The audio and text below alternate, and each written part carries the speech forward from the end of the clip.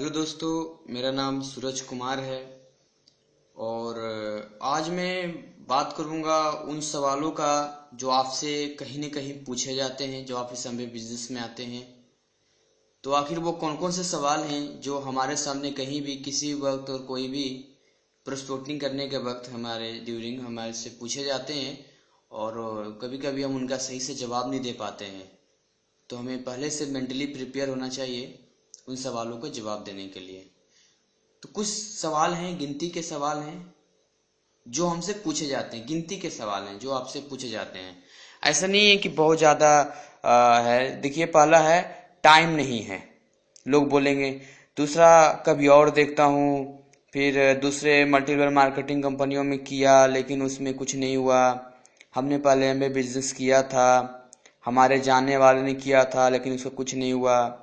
फायदा क्या है, सैलरी क्या है, इसमें प्रोडक्ट्स बहुत महंगे हैं, मेंबर चेन स्कीम है, हमारे छोटे छोटे बच्चे हैं, हम कैसे बिजनेस कर सकते हैं, अपने बस की बात नहीं है, बाद में सोच के बताऊंगा, मैं तो समझ गया आगे कैसे बताऊंगा, मुझे सब पता है, पहले तुम करके दिखाओ फिर मैं करूंगा, आपको कितना मिल रहा है, मेरी तो अच्छी नौकरी है, मैं साबुन तेल नहीं बेच सकता, बार बार मीटिंग में नहीं जा सकता, पहले करने वाले कर गए।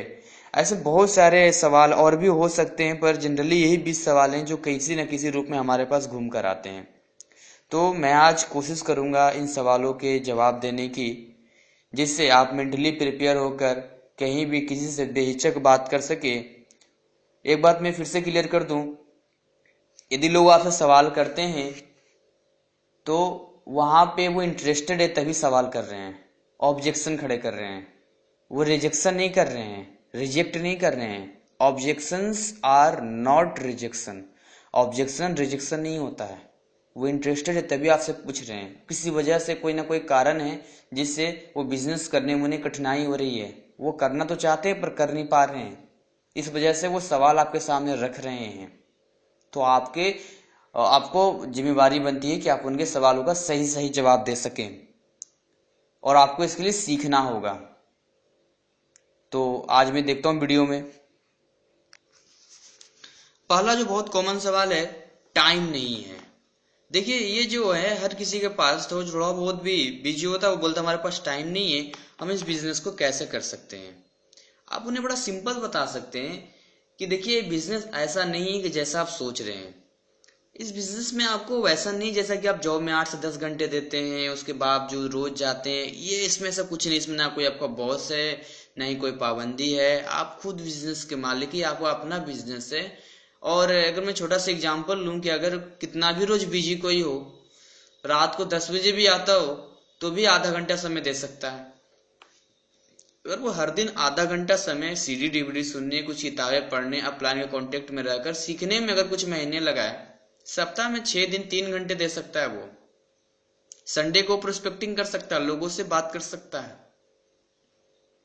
पूरे महीने में 4 संडे होते हैं और हर हफ्ते अगर 3 घंटा वो सीखने में देता है तो 12 घंटे देगा वो एक महीने में। इस तरह से 12 घंटे सीखने में लगा सकता है वो, और बाकी संडे को संडे एमबीए की मीटिंग अटेंड कर और लोगों से बातचीत कर अपने बिजनेस को आगे बढ़ा सकता है। कितना सिंपल बिजनेस है। तो इसमें कोई इश्यू ही नहीं है, उनके पास टाइम नहीं है। हो सकता है उनका कुछ टाइम टीवी देखने में जाता होगा, कुछ वो क्रिकेट देखते होंगे या लोगों से बातचीत होती होगी, कुछ तो जरूर होगा। इतने बिजी नहीं होते होंगे कि बाथरूम नहीं जाते होंगे, ब्रश नहीं करते होंगे, खाना नहीं खाते होंगे। इतना तो मिल ही जाता आधा घंटा। तो इस तरह से और लोगों को आप बता सकते हैं कि देखिए आप कितनी बिजी लाइफ है, आप बोलते टाइम नहीं है, फैमिली को भी समय नहीं दे पाते होंगे, पैसा तो कमा रहे हैं पर आपके सपने नहीं पूरे हो पा रहे होंगे। किसी से बात छुपा नहीं है ये एक मिडिल क्लास फैमिली की। तो इसमें आप आने वाले टाइम में फ्री हो सकते हैं। आपके पास इतना टाइम होगा कि आप इसी ऐसा इनकम होगा आपके पास कि आप समय नहीं भी देंगे फिर भी पैसा आता रहेगा। इतना पैसा आएगा जो सैलरी आपकी आ रही है, जो भी इनकम है उससे कहीं ज्यादा आएगा। तो आप निश्चिंत रहें, आप थोड़े बहुत समय भी देंगे सीखने में तो आने वाले टाइम में फ्री हो सकते हैं। बस सिंपल। दूसरा है, कुछ लोग बोलते हैं कभी और देखता हूँ। जैसे आप बोलते हैं कि भाई ये प्लान देख लो, बहुत अच्छा एक बिजनेस है, तो वो बोलते हैं कभी और देखता हूँ। अब ऐसे लोगों से आपको अपॉइंटमेंट लेना आना चाहिए। कभी कभी हम यही गलती करते हैं, हमें अपॉइंटमेंट लेना ही नहीं आता, हमें तरीका नहीं मालूम होता है, हम गलत तरीके पे जाते हैं, गलत तरीके से बात करते हैं और लोग वहां हमसे बात करना फिर पसंद नहीं करते हैं, वहां बात नहीं बनती। पहली बात, अगर कोई आपसे बोल रहा है कभी और देखता हूं, तो उसके मन में ये डर है कहीं वो बिजनेस प्लान देख ले तो जबरदस्ती उसे मजबूरन वो बिजनेस करना पड़ेगा। ये दिमाग होते हैं लोगों को। आप उन्हें फ्री छोड़ दीजिए, आप उनसे बोलिए कि मेरा काम है बिजनेस बताने का, डिसीजन लेना आपका काम है, आप खुद समझदार हैं। मैं प्रॉमिस करता हूं मैं आपको कभी नहीं बोलूंगा कि बिजनेस कीजिए, यदि आपको अच्छा नहीं लगेगा तो। आप फ्री हैं, लेकिन समझिए तो सही, बैठकर देखिए तो सही बिजनेस प्लान क्या है, समझने में कितना पैसा खर्च होता है। आप उनसे बोल सकते हैं कि मैं आपसे बात कर रहा हूं तो मेरे आपके कितने पैसे खर्च हो रहे हैं, बोलेगा कुछ भी नहीं। तो एक दिन बैठिए, संडे मंडे ट्यूसडे वेडनेसडे, किस दिन आपको टाइम मिलता है 15-20 मिनट में समय लूंगा और मैं आपको बैठकर इस बिजनेस के बारे में बताऊंगा। वो बात अलग है कि वो 1 घंटे दे देगा, आपको इंटरेस्टेड हो जाएगा जब आप बिजनेस प्लान दिखाएंगे, पर आपको बोलना क्या है 15-20 मिनट में समय लूंगा। तो इस तरह से अपॉइंटमेंट लेकर आप उन्हें प्लान दिखा सकते हैं और बाकी वो प्लान देखकर खुद डिसाइड कर लेंगे चीजों के बारे में। अगला है, कुछ लोग बोलते हैं कि दूसरे एमएलए मल्टी लेवल मार्केटिंग कंपनियों में किया लेकिन उसमें कुछ नहीं हुआ। आप उन्हें बोल सकते हैं, एक छोटा सा एग्जांपल दे सकते हैं कि जब आप बाजार में सामान खरीदने जाते हैं, सपोज कीजिए पंखा खरीदते हैं, इलेक्ट्रॉनिक सामान मोबाइल खरीदते हैं, तो 100 बार सोचते हैं, पूरा जांच पड़ताल करते हैं कि वाकई में चीज सही या गलत है। वहां हम जजमेंट का पावर अपना दिखाते हैं, हम जज करते हैं ना कि जो सामान ले जा रहे सही या गलत है। तो अगर बाजार में डुप्लीकेट भी है और ओरिजिनल भी है, अगर कोई डुप्लीकेट सामान खरीद ले, डुप्लीकेट चीजों में आ जाए, तो क्या इसका मतलब ओरिजिनल होते ही नहीं है? ये आपकी गलती है, आपने गलत चॉइस किया, या आपको जजमेंट करना चाहिए था उस समय। हाँ, अगर आपको लगता है कि इसमें उसी तरह से आप फंस सकते हैं तो आप उन्हें पूरा विश्वास दिला सकते हैं कि इस बिजनेस में आप आए, 1-2 मीटिंग अटेंड करें, कुछ सक्सेस प्रोफाइल्स देखें, आप इंटरनेट पर सर्च कर सकते हैं, उन लोगों से मिलवा सकता हूं जो ऑलरेडी पैसा बना रहे हैं। उसके बाद आपको जब पूरा विश्वास हो जाए तो फिर इस बिजनेस में आ सकते हैं। ऐसे लोगों को आप ऐसे जवाब दे सकते हैं। और कुछ लोग तो बड़े खतरनाक होते हैं, बोलते हैं हमने पहले एमबीए बिजनेस किया था। अब जैसे ही ऐसे लोग आपसे बोलते हैं कि हमने पहले एमबीए बिजनेस किया था, आप डर जाते हो, आपको लगने लगता है कि ये तो हमारा सीनियर निकल गया, हमसे ज्यादा जानता होगा एमबीए के बारे में, क्योंकि इन्होंने पहले एमबीए किया था। आप गलत सोच रहे हो, वो कुछ ज्यादा नहीं जानता आपसे। अगर वो जानता तो आज एमबीए बिजनेस में होता और कुछ ना कुछ लेवल्स पे होता, उसकी इनकम भी होती। जितना आप जानते हो उतना वो नहीं जानता है। कहीं न कहीं वो सिस्टम में नहीं रह पाया, उसके मन में कुछ डाउट्स हैं, वो क्लियर नहीं हो पाए, या उसने कुछ गलतियां की होगी जिस वजह से उस बिजनेस को छोड़ दिया। तो ऐसे लोगों से जब भी मिलना है आपको, तो आपको एमबीए के बारे में नहीं बताना। आप क्या करोगे, सबसे पहले उनसे पूछोगे कि आपने एमबीए बिजनेस में क्या किया था, वैसे कौन से रीजन थे जिससे आपने बिजनेस को छोड़ दिया। उनसे पूरा पूछना है। हो सकता है उनके पास रॉन्ग इन्फॉर्मेशन हो, गलत इन्फॉर्मेशन हो, और जिसकी वजह से उनके मन में गलत चीजें आ रही होंगी, वो अफवाह के शिकार होंगे। जब उनसे पूरी जानकारी डिटेल ले लेना है, वो एमबीए के बारे में क्या जानते हैं, ऐसे क्या कारण थे जो उन्होंने एमबीए बिजनेस को छोड़ा, उसके बाद बताना है कि अब ये सिस्टम है, सिस्टम बदल चुका है, अब ऐसे ऐसे होता है, आपको ये चीज नहीं मालूम थी, अब ये है। तो जब आप उन्हें राइट करेक्ट इन्फॉर्मेशन देंगे, अगर वो इंटरेस्टेड होंगे इसके बारे में, उन्हें लगेगा कि हाँ उनकी इनकम बढ़नी चाहिए, तो ऑलरेडी आपके बिजनेस में आ जाएंगे। तो कभी भी ऐसे लोगों को जाते ही एमबीए के बारे में बताना स्टार्ट नहीं करना है।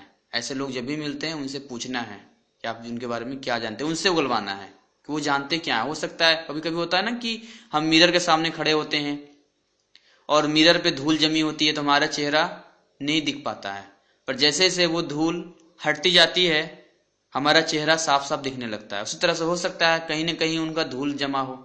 आपको क्या करना है, केवल धूल को हटाना है, करेक्ट इन्फॉर्मेशन उन्हें देना है, ताकि दोबारा इस बिजनेस को वो आकर समझ सके। ओके। एंड अगला मैं बात करूं, कुछ बोलते हैं कि हमारे जानने वाले ने किया था लेकिन उसका कुछ नहीं हुआ। कुछ बोलते हैं ना हमारे मामा का लड़का ने किया था, हमारे मौसी लड़के ने किया था, फूफा ने ये वगैरह, चाचा ने किया था, ये वो वगैरह वगैरह, दोस्त ने किया था, पर कुछ नहीं हुआ, ये वो वगैरह वगैरह बोलते हैं। आप उनसे एक ही बात पूछ सकते हैं कि आपने 10वीं क्लास दिया एग्जाम, या 10वीं की क्लास में कुछ बच्चे फेल करते हैं, ऐसे हैं जानने वाले आपके जो 10वीं फेल कर चुके हैं? बोलेंगे हाँ हैं कुछ जानने वाले 10वीं फेल कर चुके हैं। तो आप उनसे पूछिए कि आपके जानने वाले हैं 10वीं फेल कर गए, तो क्या आप अपने बच्चे को, अपने परिवार को 10वीं के एग्जाम नहीं दिलवाएंगे क्योंकि आपके जानने वाले ने दिया था पर वो फेल कर गए? तो बोलेंगे नहीं दिलवाएंगे। क्यों? तो उनसे पूछ सकते हैं कि एक ही क्लास में कुछ बच्चे पास कर जाते हैं, कुछ बच्चे फेल कर जाते हैं, ऐसा क्यों होता है? क्यों होता है ऐसा? सिलेबस एक, क्वेश्चन भी वही होते हैं, समय वही होता है, टीचर भी वही होते हैं, फिर ऐसा क्यों? तो कहीं ना कहीं जो बच्चा फेल किया है वो कहीं ना कहीं कुछ गलतियां करता है, सिलेबस की चीजों को ढंग से नहीं याद कर पाता, पढ़ पाता, सिस्टम में नहीं रह पाता, यूं कर सकते हैं। उसी तरह से आपके जानने वाले ने बिजनेस किया होगा, हाँ फेल भी किया होगा, बेशक फेल किया होगा, वो सिस्टम में नहीं रह पाया होगा, उसने कुछ ऐसी चीजें की होंगी जो सिस्टम में अलाउ नहीं करती है, वो ढंग से सीखा नहीं होगा, सिखाने चल पड़ा होगा। बहुत सारे रीजंस हो सकते हैं जिससे कि कोई फेल कर सकता है। वो तो हर क्षेत्र में है, गाड़ी नहीं चलानी आती, सीखे नहीं, चलाने चल पड़े, कहां से एक्सीडेंट ही तो होगा। तो ये नहीं देखना है कि किसी ने किया था वो फेल कर गया। आप उन लोगों को देखो ना जो ऑलरेडी पैसा बना रहे, जो लोग सफल हैं, आप उन्हें बोलो कि चलो मैं उन लोगों से मिलवाता हूं, और ऐसे कितने लोग हैं जो सफल हैं और जो पैसा भी बना रहे हैं। तो आपको डिसाइड करना है कि आप किन लोगों की बात मानोगे। अभी आपने कहा कि 10वीं में कुछ जानने वाले आपके फेल कर गए, फिर भी आप अपने बच्चे को, अपने रिश्तेदारों को एग्जाम दिलवाएंगे? क्यों? वहां तो आपको नहीं दिलवाना चाहिए था क्योंकि आपको जानने वाले ने दिया था 10वीं एग्जाम, वो फेल कर गए। तो हमारा मेंटली, दिमाग से लॉजिक सोचना होगा कि कुछ लोग किसी में फेल कर जाते हैं, इसका मतलब ये नहीं कि वो फेल कर गए तो सब फेल कर जाएंगे, आप भी फेल कर जाओगे। नहीं, फेल तभी कोई करता है जब कोई गलती होती है, कोई सिस्टम में नहीं रह पाता है। ओके। एंड अगला मैं बात करूं, कुछ लोग बोलते हैं फायदा क्या है। अब जैसे हमारे सामने सवाल आते हैं फायदा क्या है, तो हम सोच में पड़ जाते हैं कि क्या हम जवाब दें।